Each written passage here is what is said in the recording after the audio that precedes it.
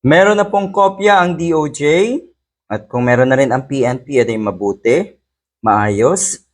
Meron na pong kopya sila ng warrant of arrest ni Bato de la Rosa. So eto, totoo na talaga. Totoo na ito.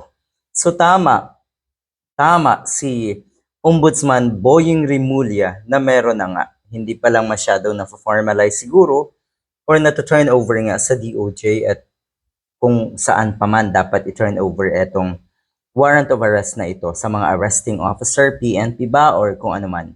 So kumpirmado na meron na pong warrant of arrest etong si Bato de la Rosa na ang ibig sabihin, siguradong hindi na magpapakita ang damuhong ito. Ang hirap. Napakahirap ng kalagayan ng isang nagtatago sa batas. Nagtatago Oh. Hindi naman daw nagtatago si Bato kasi kinukumpirma kung totoo nga yung warrant of arrest. So ayan, confirmed na po. Magpakita ka na dahil kumpirmado na na may warrant of arrest ka.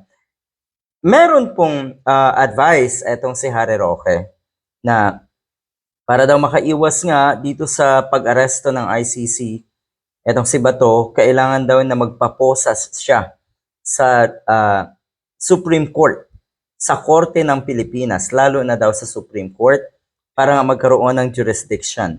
Ang sabi niya, Senator Bato, magposas ka na sa loob ng hukuman. Preferably sa Supreme Court, mag-sanctuary ka doon. Huwag na huwag kang magpapadukot. Hindi naman tayo abogado, pero meron bang kaso etong si Bato de la Rosa na nakasampa sa Supreme Court, sa korte dito sa atin? Meron, mukhang wala naman ata. So, pwede ka daw magposas. Pusasan mo daw ang sarili mo. Kasuhan mo rin daw, Mr. Bato de la Rosa, ang sarili mo. Ang lala, no? Galing sa isang